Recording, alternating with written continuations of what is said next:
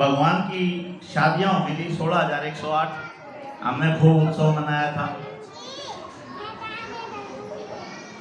आज भगवान का वंश आगे बढ़ाते हैं।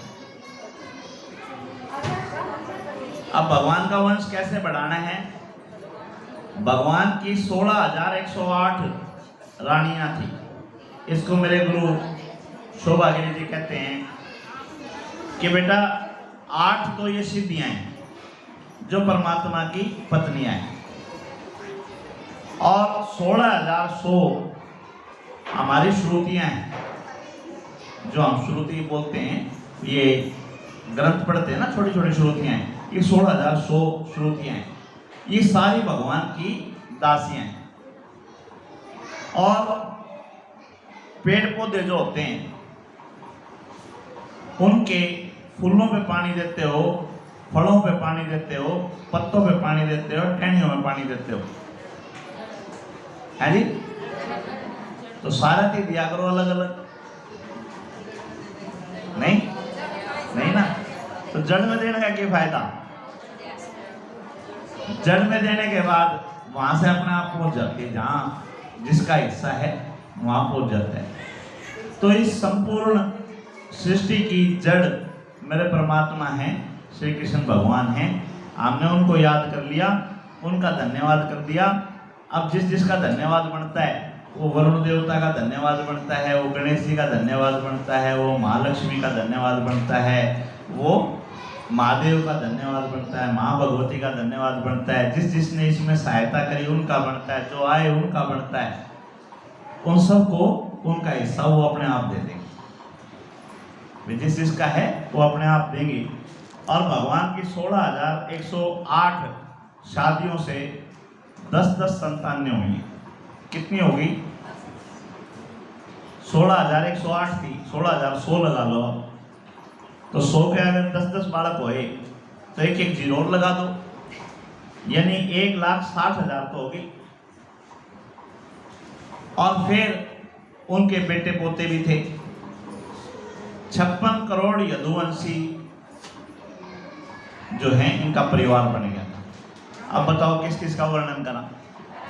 56 करोड़ का किस किस का वर्णन करा? कुछ मुख्य हैं उनका वर्णन करते हैं। महालक्ष्मी, स्वरूपा, रुक्मणी। रुक्मणी जी की संतान हुई प्रद्युमन। प्रद्युमन कौन थे? जो महादेव ने कामदेव को भस्म किया था, उनको वरदान दिया था कि तेरे को शरीर भगवान श्री कृष्ण के पुत्र के रूप में प्राप्त हो। यानी कामदेव का अवतार प्रद्युमन थे। भगवान के एक शत्रु थे शंबरासुर। उसको ये वरदान था कि तू भगवान के अंश से मारा जाएगा, भगवान श्री कृष्ण के पुत्र से मारा जाएगा। अब जिसने मुंह बेला हो कि इसका बेटा तुम्हें मारेगा, वो उसने जिंदा रहने देगा? वो सीसीटीवी कैमरे लगा रखे थे, गुप्त छोड़ रखे थे कि इसके घर में बालक हो, मैंने बता दिया। और रुक्मणी मैया के संतान होनी थी, गर्भ ग्रह से ही, प्रस्तुति ग्रह से ही अस्पताल में थे। शंबरासुर ने उस बच्चे को उठवा लिया और उठा के समुद्र में डाल दिया। परमात्मा की माया है सारी की सारी। अब रति का और कामदेव का मिलन होना था।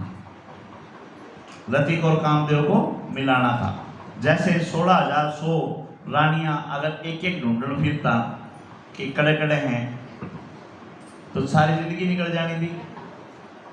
अगले ने माया ऐसी रची कि भस्मासुर ने, नहीं सॉरी भस्मासुर कह रहा हूँ, भौमासुर ने सारी एक जगह इकट्ठी कर ली थी।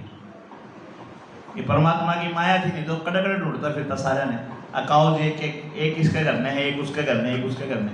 भौमासुर पहले से तैयार कर रहा था, सारी इकट्ठी ले रहा था। आज रति को और कामदेव को मिलाना था। रति शंबरासुर के यहाँ रसोई का काम करती थी। क्यों करती थी? वो भी एक कथा थी पीछे, उस कथा को भी मैं आपको बता देता हूँ। रति ने एक ऐसी विद्या प्राप्त कर ली, रसायन विद्या, जिससे पौधे जल्दी बड़े हो जाए, मतलब बीज जो है वो जल्दी, सरसों जल्दी हरी हो जाएगी। और इसमें कोई शंका नहीं है, आप सारे खेती कार्य से जुड़े हुए हो। आप यूँ देखो, अमरूद के पेड़, आम के पेड़ और बहुत से ऐसे पौधे हैं जो यहाँ लगते नहीं थे, लेकिन आज रासायनिक क्रियाओं से सारे पौधे यहाँ लगते हैं। और कचरी ये साइज होता था, और ये 3-3, 4-4 किलो की कचरी खूब मिल जाएंगे आपको। अमरूद कभी देखे थे आपने 200-300 ग्राम तो बटे, 1-1 किलो के अमरूद खूब हैं और बिल्कुल कच्चे, बिल्कुल मीठे। तो ये क्या है? ये सारी की सारी रासायनिक क्रिया है। जो पौधे 10-10 साल में फल दिया करते हैं, आज दूसरा-तीसरा साल फल देना शुरू कर देते हैं। जो 15-15 फुटे होया करते, वो 5 फुट 4 फुट की हाइट पे ही फल देना शुरू कर दें। आ रहा है बदलाव ये सारा का सारा देखते देखते। और ये कलयुग की प्रकाष्ठा है। कलयुग के अंदर ये सारी की सारी चीजें होनी भी हैं। महाराणा प्रताप का नाम किस किस ने सुना है? आपने सबने सुना ना? कितने किलो का भाला उठा के चला करते हैं जी? मन का 100 मन का भाला उठा के चला करते, 40-50 किलो बोझ हाथ में लेकर चला करते। और फिर जो उनके वस्त्र थे, सुरक्षा कवच थे, वो कितने किलो के थे? आज भी वो म्यूजियम में रखे हुए हैं। 200 किलो के अंदर वजन होता था। यूं बताओ, कोई 250 किलो वजन अगर आपको ऊपर लाद दे, कितना युद्ध कर लोगे? हैं भाई? 200 किलो के तो आपको ऊपर कपड़े लाद दे, 50 किलो का भाला दे दे आपने, अब फिर नु कहे आ जाए तू लड़, कितना लड़ लोगे? इसका मतलब ये है कि 250 किलो का वजन उठाने के लिए उनका भी 300-350 किलो वजन तो रहा होगा। उनकी भी हाइट 7 फुट से तो ऊपर रही होगी भाई, हाइट भी 7 फुट से तो ऊपर रही होगी। और आज हमारे देखते देखते का मतलब, आज से मैं 48 साल का हूँ तो मैं तो अपनी बात करता हूँ। 40 साल पहले कोई आपने 5 फुट का छोरा देखा था? 5 फुट का लड़का को देखने मिला करता। अब घरगेली मिल जाएंगे। घरगेली का मतलब कोई मामा, चाचा, ताऊ में कोई ना कोई 5-5 फुट का छोरा मिल जाएगा हमें भाई। कहने का मतलब हाइट धीरे धीरे कम होती आ रही है। गांव के अंदर हवेलियां देखी आपने, छत कितने फुट पे होया करती? 12-12, 14-14 फुट पे छत तो मेरी देखी हुई है। और अब जो नए मकान बन रहे हैं वो कितने फुट पर छत जो हो? नो कहेंगे करांगे कि 6 फुट का कुछ है तो कोनी, 9 फुट बतेरी है, टांड हमने लगवानी कोनी, 9 फुट पे छत आने लगी। और यही अगर बाहर चले जाओगे मेट्रो सिटीज के अंदर, तो वहाँ हो सकता है 8 फुट पे छत दे रखी हो, क्यों? कई मंजिल बनानी है। तो क्या बन गई? ये कबूतर खाने बन गई। और हमारी हाइट धीरे धीरे कम होती जा रही है। भागवत के अंदर लिखा हुआ है, जैसे कुत्ता बिल्ली मकान बनाकर है ना छोटे छोटे, इस तरह भी छोटे छोटे मकान आ जाएंगे। और ये देखने को मिल रहे हैं धीरे धीरे। एक बार अपने घर में कोई हवेली हो उसने देख लियो, और एक बार फिर मेट्रो सिटीज में किसी के क्वार्टर में जाओ उड़ा देख लियो। समझ में आ जाएगा कि किस तेजी से, रफ्तार से यही लड़कियों की कहानी हो रही है। रिश्ते करने के लिए जाते हैं तो सामने वाला पूछता 5 फुट हाइट पूरी है कि 1 इंच ऊपर नीचे? नॉर्मल बात हो रही है, क्योंकि घटती जा रही।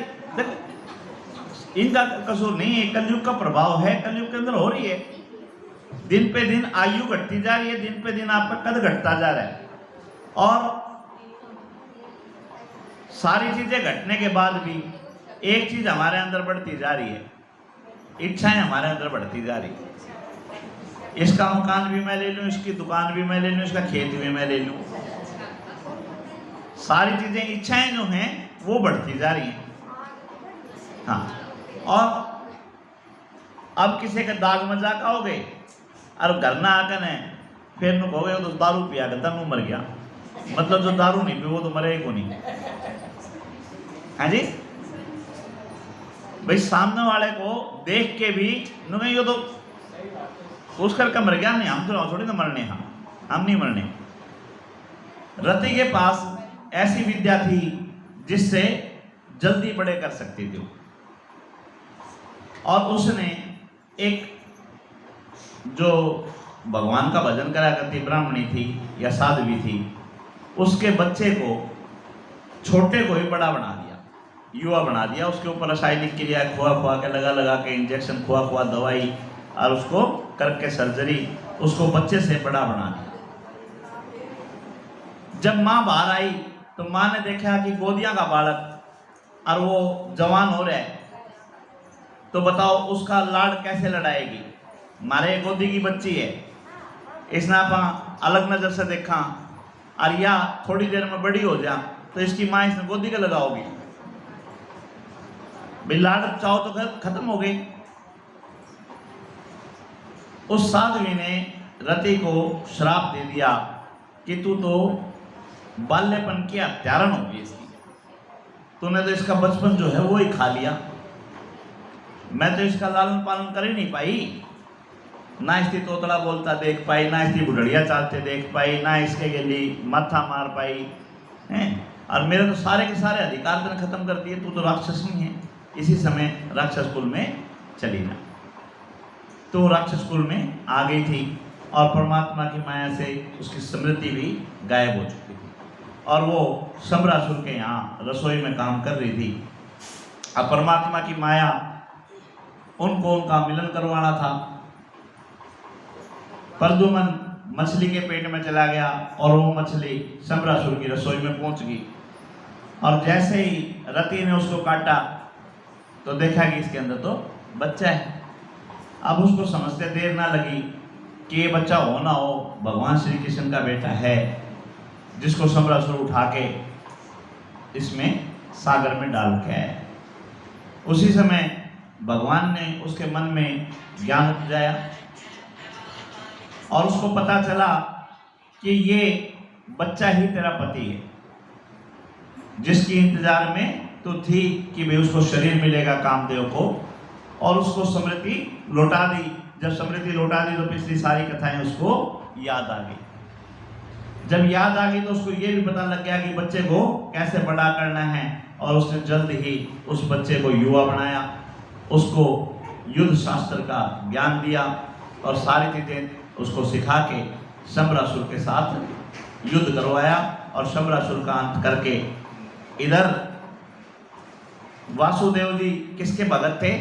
वासुदेव जी किसकी पूजा करा करते भाई? माँ भगवती की, जो नवरात्रों में आप करोगे।